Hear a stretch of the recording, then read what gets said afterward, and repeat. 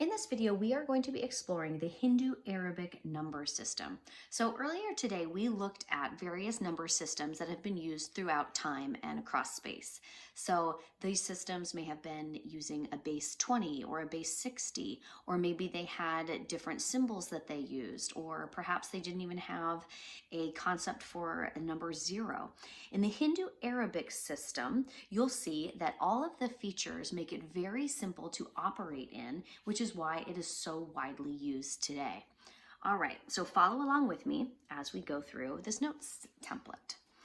Hindu-Arabic numerals are a decimal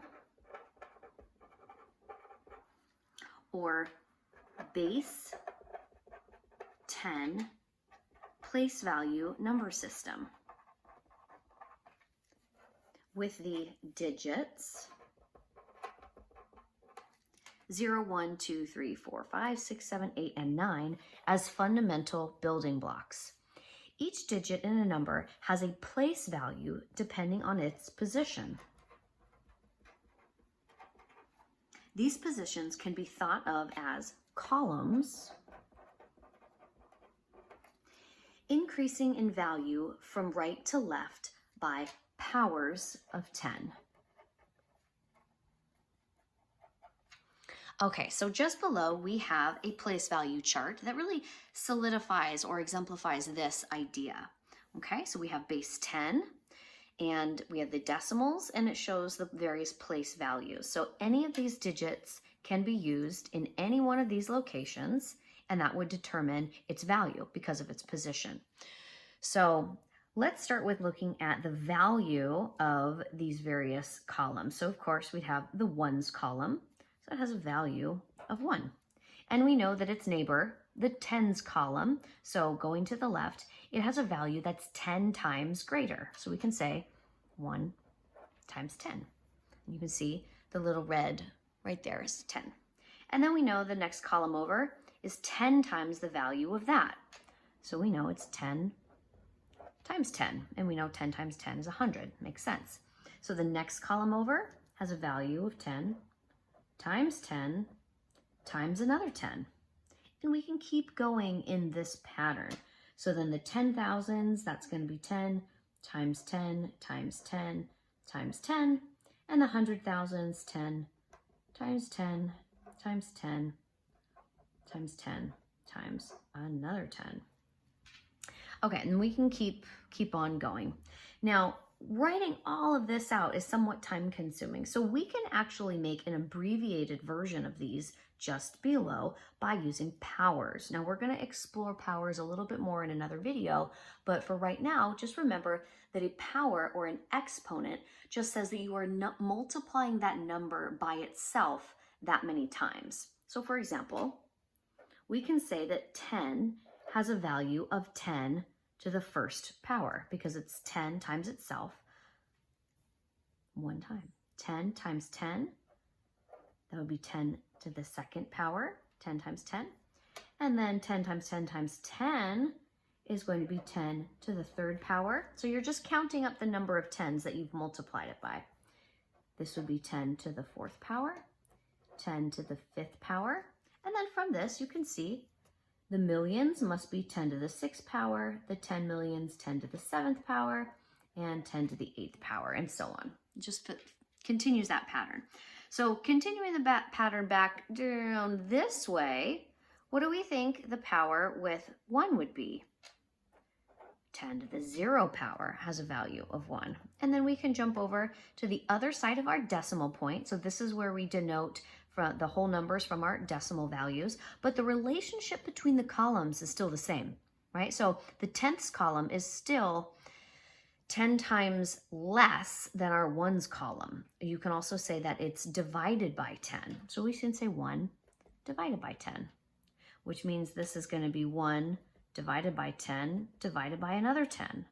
And then 1 divided by 10 divided by 10 divided by another 10. And then that pattern keeps going forever and ever. So how can we write that with an exponent or a power? We can say 10 to the negative 1, 10 to the negative 2, 10 to the negative 3, 10 to the negative 4, and this pattern continues. So in the Hindu Arabic number system, even if we don't quite understand what these things mean, it's all pattern based. So you can just continue the pattern and that will help illustrate that point. All right, so the powers of 10 relationship between columns allows us to multiply and divide by powers of 10 by moving the digits left or right a certain number of places. And we'll do the pro tip in just a moment. So let's look at number 1. So let's say I wanted to multiply this number by 10. 56 and 2/10, or 56.2 times 10. So I want to make it 10 times greater value than it has now. So if I look, if I have a 5 and it's in the tens column right here, I want to make that 5 have a value that's 10 times greater. So I would need to go over to the next column over. So now I want that 5 to have a value of in the hundreds column. So it would be 5 hundreds instead of 5 tens. That 6, instead of being 6 ones, 10 times greater, it means it's going to be 6 tens. That 2/10 here, instead of being 2/10, it's going to be 2 ones. And then my decimal point would go there. So 56 and 2/10 times 10 is going to be 562. Now notice what happened here. If I shifted all of these digits over, that final product, the little shortcut that you can see, is really what you've done is you've moved the decimal point over.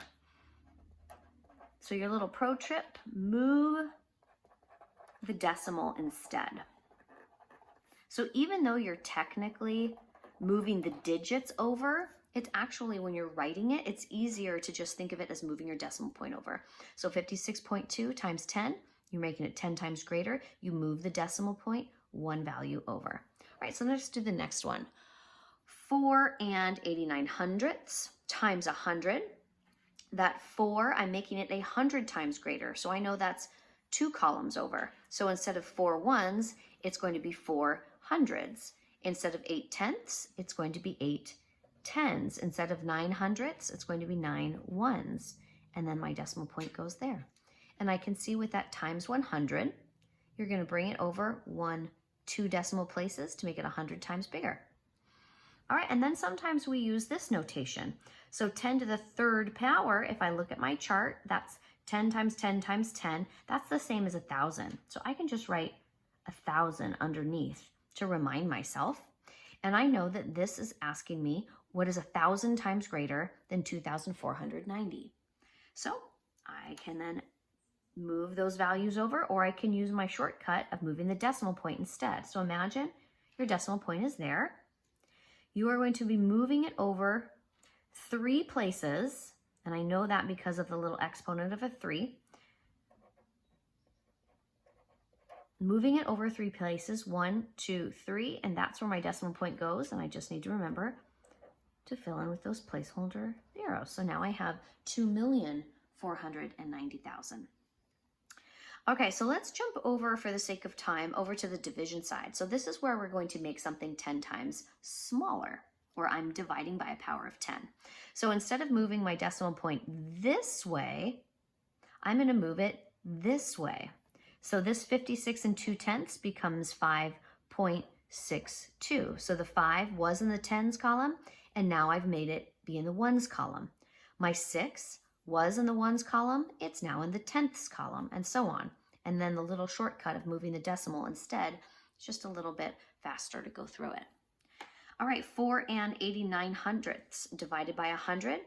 I'm going to make it 100 times smaller, or I'm dividing by 100. So I'm going to move my decimal point over 2 places. 1, 2.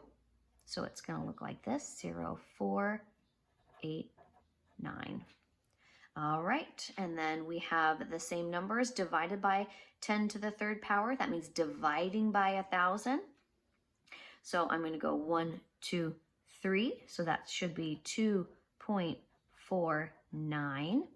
And dividing by 10 to the third power, just as for your reference, that's the same as multiplying it by 10 to the negative third power.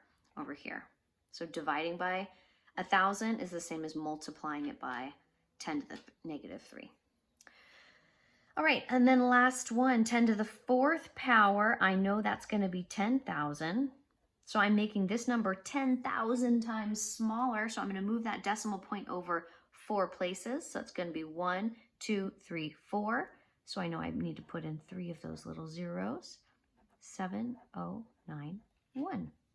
There we go. And that's it. That is how you multiply and divide by powers of 10.